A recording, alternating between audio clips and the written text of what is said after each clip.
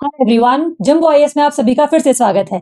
हम कर रहे हैं फिजिकल फीचर्स ऑफ हरियाणा। हमने किया है अभी तक पार्ट 1, जिसमें हमने डिस्कस किया है what are the Shivalik hills और किस तरीके से शिवालिक हिल वाला जो एरिया है वो हरियाणा वाले एरिया को टच करता है।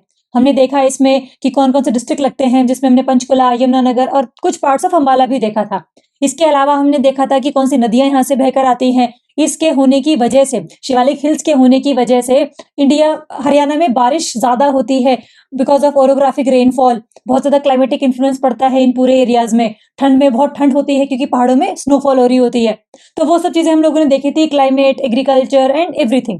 Then we discussed about the second thing, the alluvial plains of Haryana, जिसमें हमने खादर और भांगर की बात की थी। हमने बाढ़ के मैदानों की बात की थी, फ्लड प्लेन्स की बात की थी, किस तरीके से वो बनते हैं, नया अलूवियम कब आता है, ओल्डर अलूवियम की वजह से क्या होता है। तो वो सब चीजें हमने डिस्कस करी थी। आई होप वो सब चीजें आपको क्लियर होंगी। आप लोगों ने नोट्स भी रिवाइज कर लिए होंगे, आपने एमसीक्यूज को प्रैक्टिस भी कर लिया होगा। तो हमारी तरफ से जो पूरे नोट्स जाने थे वो जा चुके हैं, जो पीडीएफ्स आनी थी वो पीडीएफ्स आ चुकी हैं, और जो एमसीक्यूज हैं वो भी अपलोड किए जा चुके हैं। तो आई होप आप लोगों ने वो सारे देखे होंगे। आज हम खत्म करेंगे फिजिकल फीचर्स ऑफ हरियाणा, जिसमें हमारे दो सब टॉपिक्स रहते हैं अभी। एक होगा अरावली हिल्स वाला और दूसरा होगा आपका सेमी डेजर्ट वाला एरिया। तो इनकी क्या क्लासिफिकेशंस हैं, कौन सी नदियां इनमें से निकल कर आती हैं, इनका क्लाइमेटिक इन्फ्लुएंस क्या है, बारिश ज्यादा होती है, कम होती है। तो वो सब चीजें इसमें हम डिस्कस करेंगे आज। और साथ में ही हम करेंगे लेक्स ऑफ हरियाणा। देखो, बहुत सारे लेक्स तो नहीं है हरियाणा में, बट जितनी भी हैं सारी ऑलमोस्ट मैनमेड है। तो वो किस डिस्ट्रिक्ट में है, बस वही अपने को जानना है। और कुछ और खास बातें कि भाई किसने बनवाई थी, कब सी को बनी है ये, तो वो सारी चीजें भी हमने लेक्स के परस्पेक्टिव में डिस्कस करनी है। चलिए, तो अपने को क्लैरिटी है हम आज क्या करने वाले हैं। तो शुरू करेंगे हमारा लेक्चर, जिसमें हम करेंगे पहले तो third classification which was Aravalli hills. पहली बात तो अरावली हिल्स सिर्फ हरियाणा में नहीं है, हरियाणा में भी है, आगे दिल्ली में भी है। क्योंकि दिल्ली का जो राष्ट्रपति भवन है वो कहाँ पर है, रायसीना हिल्स के ऊपर है, which is the part of Aravalli hills. ठीक है, ये हमने पहले भी डिस्कस किया हुआ है, just it was a revision. ठीक है, इसके अलावा हरियाणा में तो है ही है, राजस्थान में है, और हरियाणा के कुछ एरियाज हैं जहां पर ये पूरे अरावली वाले एरियाज लगते हैं। आपको ये जानने की जरूरत है कि जो अरावली हिल्स हैं वो अभी हिल्स है, पहले वो माउंटेन्स हुआ करती थी। एंड माउंटेन्स इस तरीके की वो फोल्ड माउंटेन्स हैं। हम अरावलीज को कहते हैं these are old fold mountains. ठीक है, जो बेसिकली बनते हैं फोल्ड की वजह से। जब भी कोई होती है टेक्टोनिक एक्टिविटी, जैसे मान लो ये दो प्लेट्स हैं, आपस में जब भी टकराती हैं, कन्वर्ज करती हैं, तो ये जो पूरी प्लेट्स हैं वो ऐसे एज इट इज नहीं रहती, ये ऊपर नीचे हो जाती हैं, तो ये फोल्ड बेसिकली बन जाते हैं। और यही फोल्ड क्या है, आपके माउंटेन्स कहलाते हैं। हिमालयस भी क्या है, आपका फोल्ड माउंटेन ही तो है वो भी एक, है ना। क्योंकि वो कैसे बना है, आपका इंडियन प्लेट यहाँ से जा रही है, वहां पर चाइना वाली, यूरेशिया वाली प्लेट लगी हुई है, दोनों आपस में कन्वर्ज कर रही हैं, और बार बार जो ये वीक एरियाज हैं वो ऊपर की तरफ उठते हैं। And that's how fold mountains are created. ठीक है, बट अरावलीज अभी हिल्स हैं, क्यों? क्योंकि देखो, दो चीजें हैं। जब माउंटेन्स बनते हैं तो क्या चीज रिस्पॉन्सिबल है, tectonic activity, convergence of plates, यही इंपॉर्टेंट है उसके लिए। तो वो बनते रहते हैं, ऊपर से पानी आएगा, हवा आएगी, इरोजन भी करते रहेंगे। तो कांस्टेंट फॉर्मेशन भी है और constant decrease in the height भी है। लेकिन अरावली माउंटेन्स के, अरावली हिल्स के केस में क्या हुआ है कि अब ये बन तो रहे नहीं है, एक बार ये बनकर पूरे तैयार हो चुके थे। अब ये इनके ऊपर कोई भी और जो कन्वर्जेंस है, फोर्स है, वो नहीं लग रहे, तो इनकी हाइट नहीं बढ़ती। लेकिन इनके ऊपर वाटर का इरोजन होता है, इनके ऊपर विंड का इरोजन होता है, जिस वजह से इनकी जो हाइट है वो कम हो जाती है ना। तो हमें पता ही है कि जब किसी भी चीज पे बार बार बार बार बार बार पानी लगेगा, हवा लगेगी, तो वो चीज कमजोर हो जाएगी। और अगर रॉक्स कमजोर होगी तो वो नीचे टूट के गिर जाएंगी, बिकॉज गुरुत्वाकर्षण बल है, ग्रेविटी है अर्थ पे। तो वो सब चीजों की वजह से जो अरावली माउंटेन्स थे वो अरावली हिल्स बन चुकी हैं। और कोई भी एक ऐसा उठा हुआ एरिया जिसकी हाइट 900 मीटर से कम होती है, उसे हम कहते हैं हिल्स। ठीक है, एक तो ये हमारी खास बात है। इसके अलावा अगर आप देखो कि अभी रिसेंटली सुप्रीम कोर्ट का डिसीजन आया था एक, कि सरकार की तरफ से जो एक डेफिनेशन दी गई थी कि भाई अरावलीज की ना बहुत सारी अलग अलग हाइट्स की हिल्स हैं। हम क्या करेंगे, सिर्फ उन्हीं हिल्स को हिल मानेंगे जिनकी हाइट 100 मीटर से ज्यादा है। जो 100 मीटर से नीचे के वाले एरियाज है उन्हें हम हिल्स नहीं मानेंगे। तो अगर मैं ये रूल निकालती हूँ एज ए गवर्नमेंट कि भाई आज के बाद अरावली हिल में कोई भी माइनिंग नहीं होगी, कोई भी मृदा अपरदन को रोकने के लिए जो है खनन हम लोगों ने बंद कर दिया है, तो अगर ये मैं रूल निकालूंगी तो वो सिर्फ उनके ऊपर लागू होगा जिन हिल्स की हाइट 100 मीटर से ज्यादा होगी। और अगर आप पूरी अरावली हिल्स को देखोगे, राजस्थान मिलाकर, हरियाणा मिलाकर, दिल्ली मिलाकर, तो सिर्फ और सिर्फ 10% ऐसी हिल्स हैं जो 100 मीटर से ज्यादा की हैं। मतलब 90% ऑफ अरावली का जो एरिया है वो इस डेफिनेशन के बाद बिल्कुल अनप्रोटेक्टेड हो चुका है कि भाई यहाँ पर माइनिंग की जा सकती है। ठीक है, तो ये एक ध्यान में रखना है। सरकार की तरफ से डेफिनेशन दी गई थी, सुप्रीम कोर्ट ने उसको हाँ कर दिया था, लोगों ने बहुत ज्यादा प्रोटेस्ट किया, सुप्रीम कोर्ट ने डिसीजन को स्टे लगा दिया। तो अभी इसके ऊपर स्टे लगा हुआ है, दिसंबर 2025 में स्टे लगा था। अब आगे हम चल रहे हैं, जनवरी अब आ चुका है, आगे जो भी सुप्रीम कोर्ट डिसीजन लेगा वो आगे करंट अफेयर्स का हिस्सा बनेगा, तो उसको हम तब डिस्कस करेंगे। अभी तो सिचुएशन यही है। ठीक है, तो एक तो ये चीज हमारी हो गई। दूसरा, अब इसका लोकेशन क्या है ये हमने देख लिया। अभी राजस्थान है, हरियाणा है, सदर्न हरियाणा है, बट कौन कौन सा डिस्ट्रिक्ट बड़े इंपॉर्टेंट है, कौन कौन से हैं? गुरुग्राम वाला एरिया, नूंह, रेवाड़ी, महेंद्रगढ़, चरखी दादरी का भी कुछ हिस्सा है जो लगता है। चरखी दादरी में पता है कि भी सारा का सारा लैंडलॉक्ड डिस्ट्रिक्ट है। ठीक है, जैसे हांसी है, जैसे रोहतक है, तो अपने को ये ध्यान रखना है। दूसरा, इसके अलावा आपने ध्यान रखना है, ये तो सारे हो गए हमारे डिस्ट्रिक्ट ऑफ अरावलीज। इसके अलावा they form a broken chain of hills, not a continuous range. Continuous नहीं है ये, अभी हिल आ गई है, बीच में वैली आ गई है, फिर हिल आ गई है, फिर बीच में वैली आ गई है। क्यों? क्योंकि उस एरिया में इरोजन बहुत ज्यादा हुआ होगा, है ना, तो उस एरिया में इरोजन ज्यादा है, तो बेसिकली इसी वजह से ये कंटिन्यूअस रेंज नहीं बना पाती। तो अगर आप हरियाणा वाले एरिया में, सदर्न वाले एरिया में जाओगे, तो ये डिस्ट्रिक्ट्स हैं, जैसे गुरुग्राम हो गया, नूंह हो गया, रेवाड़ी हो गया, ये सारे बिल्कुल आसपास आसपास सदर्न हरियाणा का पार्ट है ये, है ना, तो इनको अपने लोकेशन वाइज ध्यान रखना है।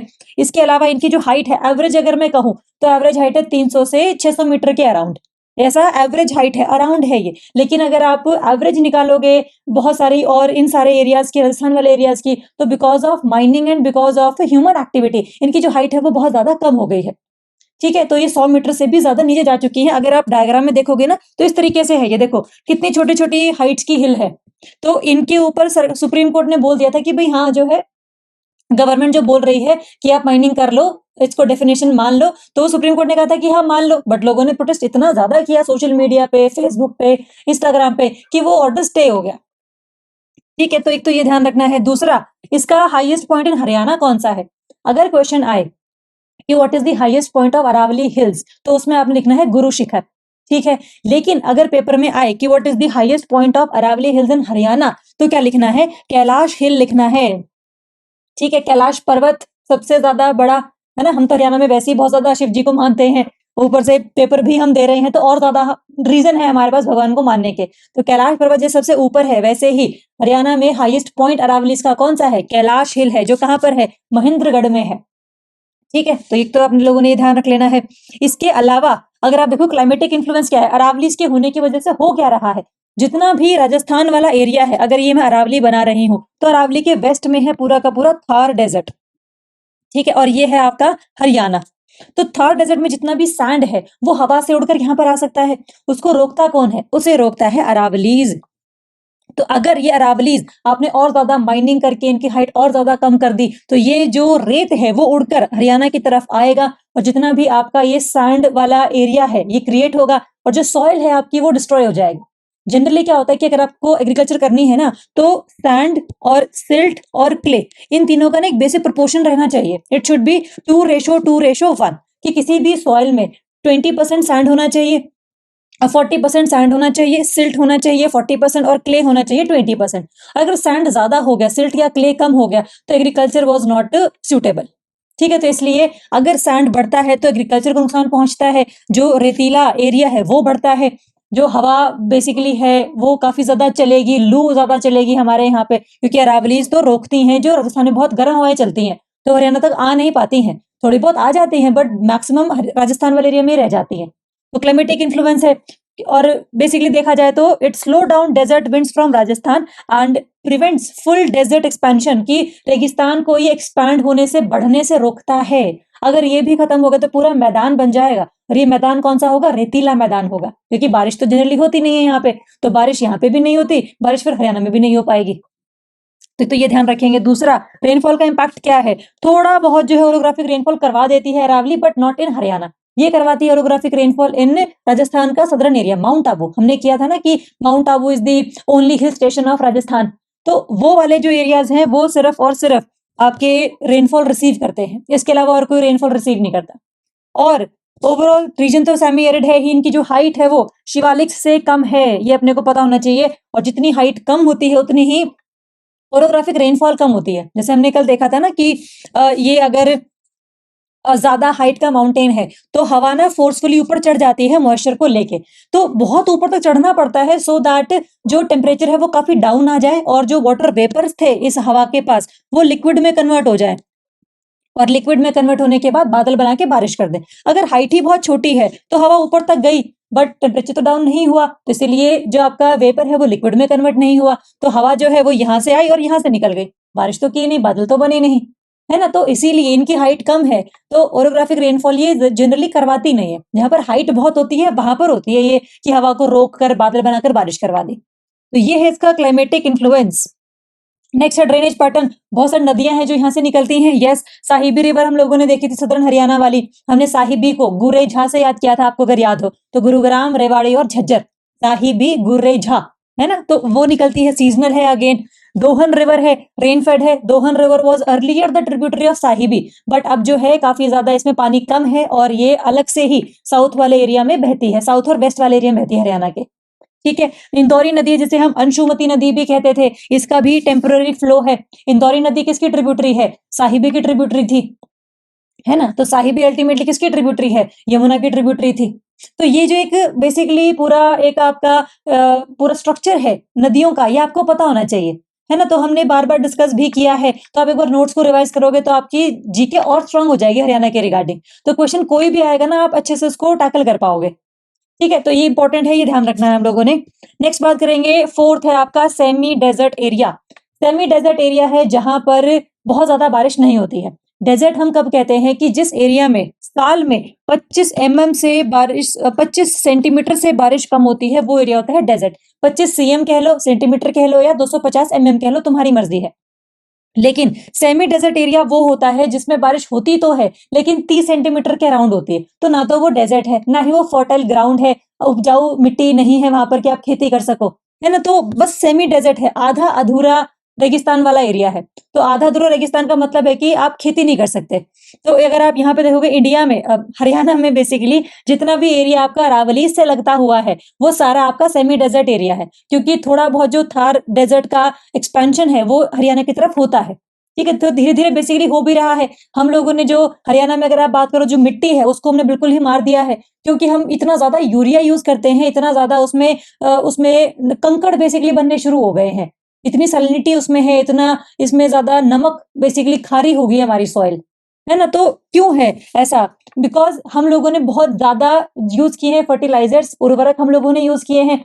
जो जो पेड़ है आसपास जितने भी थे उनको हम लोगों ने काट दिया है, हमने सफेदे लगा दिए, हमने जो पेड़ ऑफ यूकेलिप्टस है वो लगा दिए जो पानी को और ज्यादा सोखते हैं अपने लिए। तो आगे आसपास की जितने पेड़ पौधे उनके लिए पानी बचता ही नहीं है, तो वो ग्रो नहीं कर पाते। तो ये बहुत एक ना मिसमैनेज्ड सी एग्रीकल्चर है जो हरियाणा में चलती है, पंजाब में भी चलती है, लेकिन हम क्योंकि हरियाणा कर रहे हैं तो focus should be on Haryana.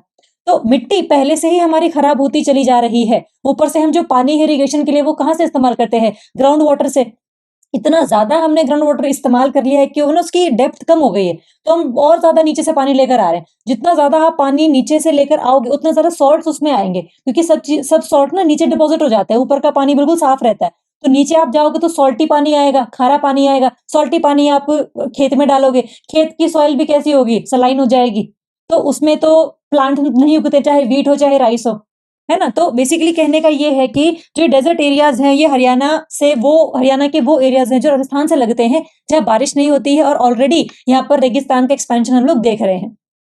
अगर आप डिस्ट्रिक्ट देखोगे तो सारे अपने हिसार, सिरसा, भिवानी, है ना, ये सारे के सारे राजस्थान से लगते हैं। चरखी दादरी का भी कुछ हिस्सा है, फतेहाबाद का भी कुछ हिस्सा है, जो झज्जर वाला एरिया है उसका भी कुछ हिस्सा है ना। तो बेसिकली ये सारा हरियाणा का जो एक ये वेस्टर्न वाला हिस्सा है, वेस्टर्न प्लस सेंट्रल हिस्सा, वो काफी ज्यादा ग्रसित है इस पूरे सेमी डेजर्ट एरिया से। तो एक तो ये खास बात है। दूसरा अगर इसमें आप देखो कि क्या इसमें इसका जो रीजन है वो क्या है, रीजन बेसिकली हवा चल रही है, रेत उड़ रहा है, रेत आगे डिपॉजिट हो जा रहा है, ये तो है नेचुरल एक्टिविटी। फिर आती है हमारी एक्टिविटी अगेन जो हमने अभी डिस्कस करी है। तो उन सब चीजों की वजह से जो हरियाणा के ये एरियाज हैं वो काफी ज्यादा सूखे हैं, रेगिस्तान वाले एरियाज जैसे हैं। चलिए, और दूसरा ये भी बोला जाता है कि भी पहले यहाँ पे जो नदी थी घग्गर, सरस्वती, ये सब भी बहा करती थी, अब इनका जो फ्लो है वो भी कम हो गया है। जो सरस्वती है वो तो विलुप्त ही हो चुकी है, तो घग्गर का पानी भी सिर्फ बाढ़ में ही बढ़ता है, उसके अलावा और उस पूरे साल इसमें पानी रहता नहीं है। तो सीजनल रिवर है बेसिकली ये। तो वो सारे इश्यूज हैं। तो अपने को बस पता हो कि भाई जो सेमी डेजर्ट एरियाज हैं वो कैसे बने हैं हरियाणा के इन सारे एरियाज में। चलो, क्लाइमेट कैसा है? बहुत कम होती है रेनफॉल यहाँ पे, कितनी? 30 से 40 सेंटीमीटर या 300 से 400 एनुअली की हम बात करेंगे। टेम्परेचर कैसा है? बहुत ज्यादा बहुत ज्यादा गर्मी है समर्स में। हिसार में अगर आप देखोगे, सिरसा में अगर आप जाओगे तो यहाँ पे गर्मी बहुत ज्यादा होती है। तो जैसे नॉर्मली न्यूज आती भी रहती है कि जो हिसार है वो ठंडा भी बहुत होता है, गर्म भी बहुत होता है। तो ये रेत का स्वभाव होता है, रेत बहुत जल्दी गर्म होता है, रेत बहुत जल्दी ठंडा हो जाता है।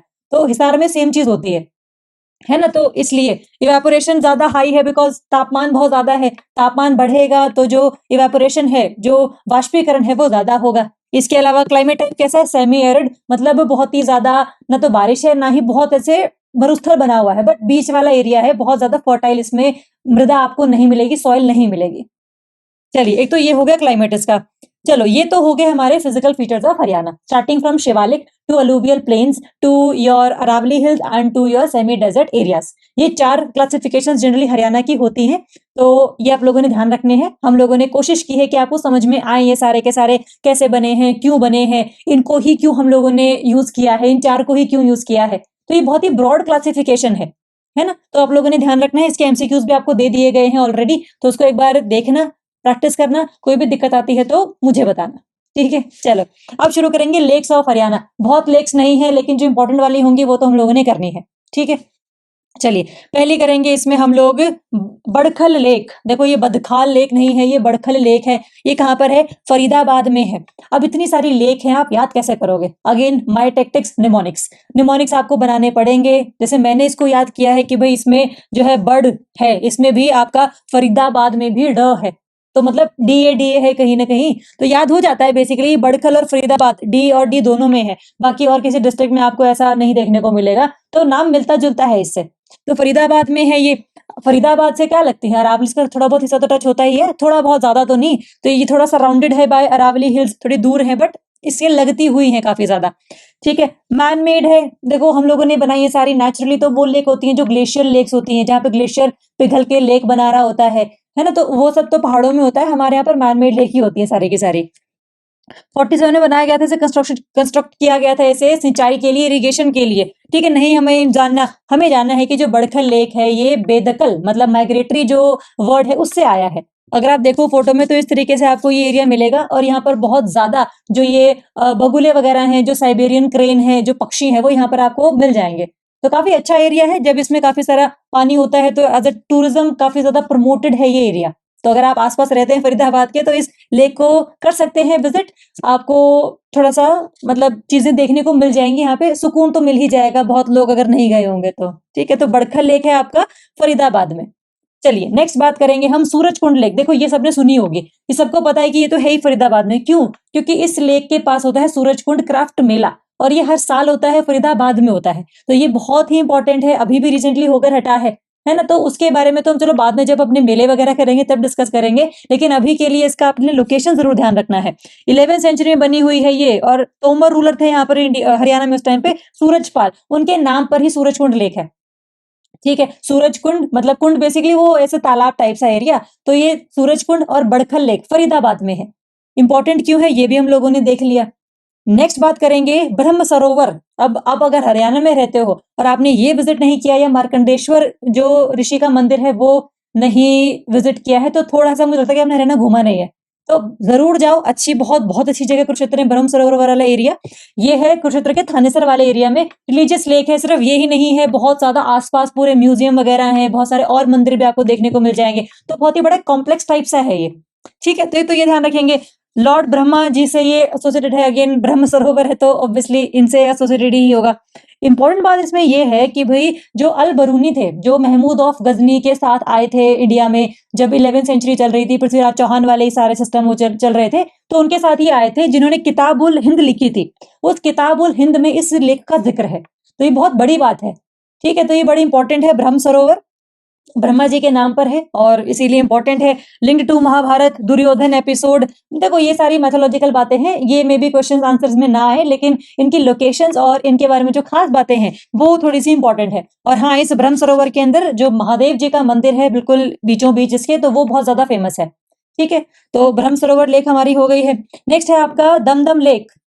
दमदम लेक है, इसको आप याद कर सकते हैं, दमदमा से याद कर लो, दमदम से याद कर लो, गुरुग्राम में है, या फिर ऐसे याद कर लो कि भई गुरु का कोई दाम नहीं होता, है ना? तो इस तरीके से आप कुछ याद कर लो, या फिर अगर आप बहुत ही गाँव एरिया से बिलॉन्ग करते हो तो, या फिर शहर में भी रहते हो कोई बात नहीं, तो ग्राम मतलब गाँव, तो गाँव का भी कोई दाम नहीं होता, उसकी कोई, जैसे बोलते हैं ना गाम-राम हम बोलते हैं हरियाणा में, तो वो गाम जो है, जो ग्राम है, वो उसका कोई दाम नहीं होता, उसकी कोई वैल्यू नहीं है, वो बिल्कुल ही इनवैल्यूएबल चीज़ है, बहुत ही अकीमती चीज़ है ना? तो ये ध्यान रखेंगे। तो ऐसे आप इसको गुरुग्राम से याद कर लो, अरावली हिल से लगता हुआ एरिया है, गुरुग्राम तो लगता ही अरावली से है। सबसे खास बात ये है कि ये हरियाणा की सबसे लार्जेस्ट लेक है। इसके बारे में ये फैक्ट आप लोगों ने ज़रूर याद करना है, अदरवाइज़ पेपर में क्वेश्चन अगर ईज़ी वाला आया ये वाला, तो गलत अगर ये हो गया, तो रिग्रेट इतना ज़्यादा हो जाएगा कि पूछो मत। तो उसके लिए आप लोगों ने तैयार रहना है पहले ही।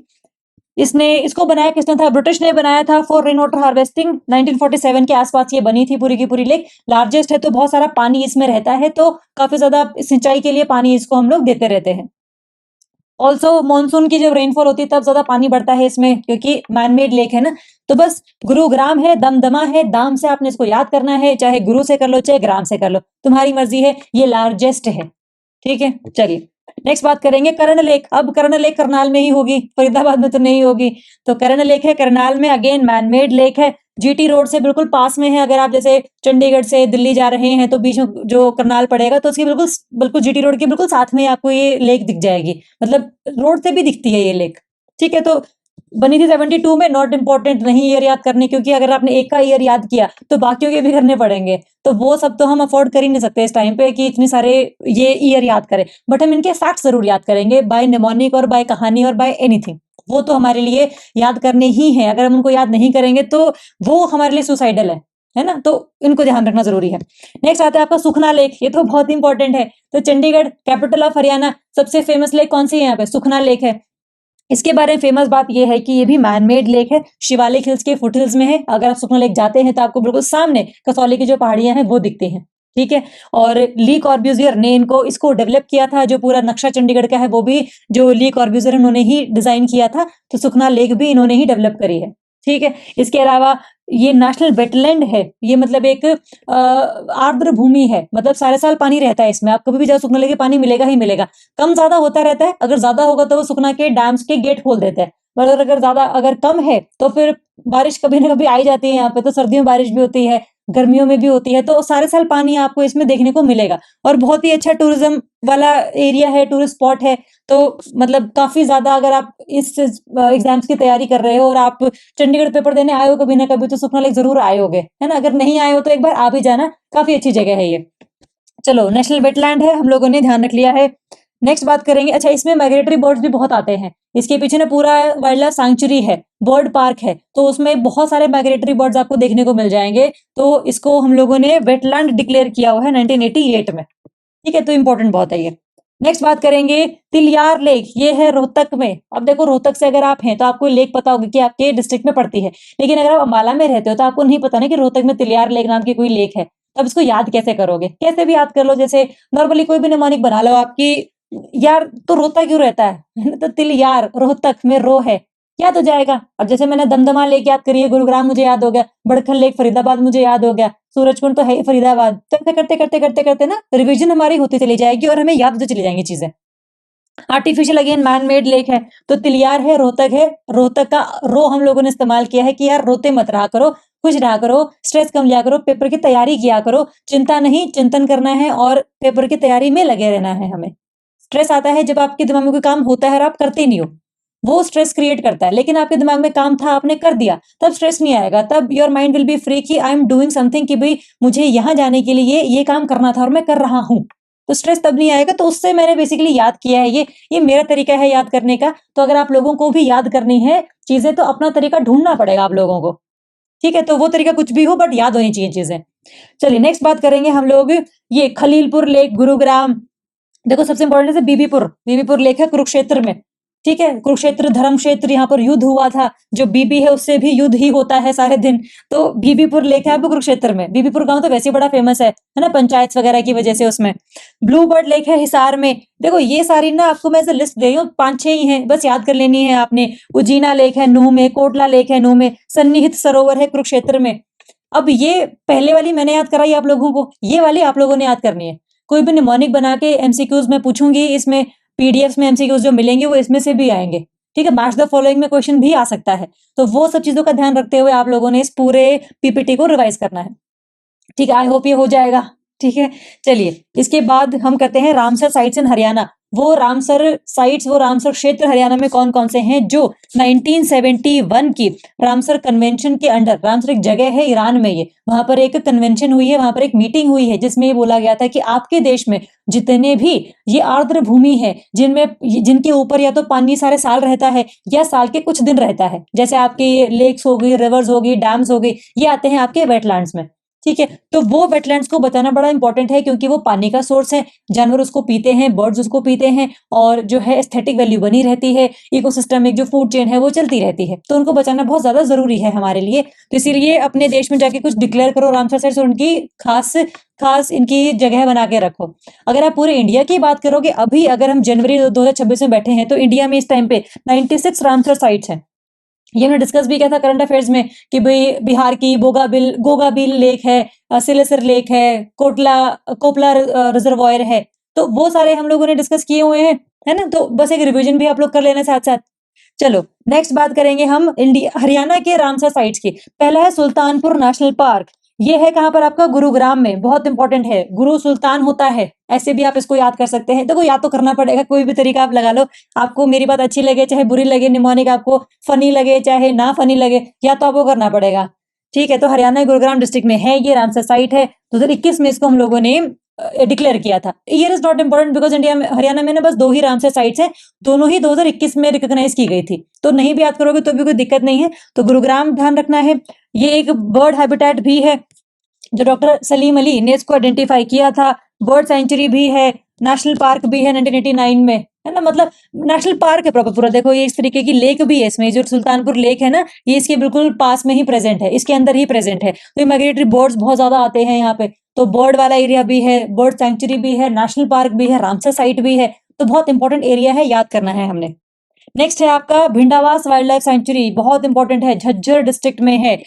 डिस्ट्रिक्ट भी याद कर लोगे तो भी कोई दिक्कत नहीं है। Man made, human made fresh water wetland है, और हरियाणा के पूरे स्टेट की लार्जेस्ट वेटलैंड है, सबसे ज्यादा एरिया इसका है यहाँ पे। ठीक है, तो हम वेटलैंड की बात करें, हम सिर्फ लेक की बात नहीं कर रहे हैं इसमें, जिसमें माइग्रेटरी बर्ड्स आपको दिख रहे होंगे, पूरा एरिया वेटलैंड है। चलिए, तो झज्जर डिस्ट्रिक्ट बड़ा ध्यान रखना है आप लोगों ने, इसका भी निमोनिक बनाओ, इसको भी याद करो। नहीं निमोनिक बनाने हैं तो किसी पीडीएफ को 5 से 6 बार रिवाइज करो। 2 ही तरीके हैं, या तो निमोनिक बनेगा या 5 से 6 बार रिवाइज होगा। जितना टाइम आप लोगों के पास है पेपर में, उसके हिसाब से आपको निमोनिक ही बनाने पड़ेंगे, क्योंकि आप बार बार तो इसको याद नहीं कर सकते। अब बार बार आप हिस्ट्री पढ़ोगे, ज्योग्राफी पढ़ोगे, करंट अफेयर पढ़ोगे, क्या पढ़ोगे। तो जो भी आप अभी पढ़ रहे हैं उसको आप पक्का करते चलो कि अगर मैं 1 महीने बाद भी कोई क्वेश्चन देखूं इस पूरे टॉपिक में से, तो मुझे आता हो वो क्वेश्चन। ऐसा ना हो कि यार सुना सुना है, आता नहीं है, तो वो सब चीजें ना फिर आपको एग्जाम के दूर ले जाएंगी, पास नहीं लेकर आएंगी। ठीक है, तो इसके साथ हमारा आज का लेक्चर खत्म होता है, जिसमें हमने लेक्स डिस्कस करी हैं, हमने फिजिकल फीचर्स जो है हरियाणा के वो कंप्लीट किए हैं। आप इनको रिवाइज करो, इनके नोट्स को पढ़ो, इंग्लिश में भी है नोट्स, हिंदी में भी है नोट्स, एमसीक्यूज आपको मिले हुए हैं सारे के सारे। ठीक है, तो कोई भी गाइडेंस अगर आपको चाहिए है हमारी तरफ से, तो हमसे आप बात कर सकते हैं, कॉल कर सकते हैं, मैसेज कर सकते हैं। तो कोई भी दिक्कत हो तो प्लीज हमें बताइएगा। Thank you so much and all the very best.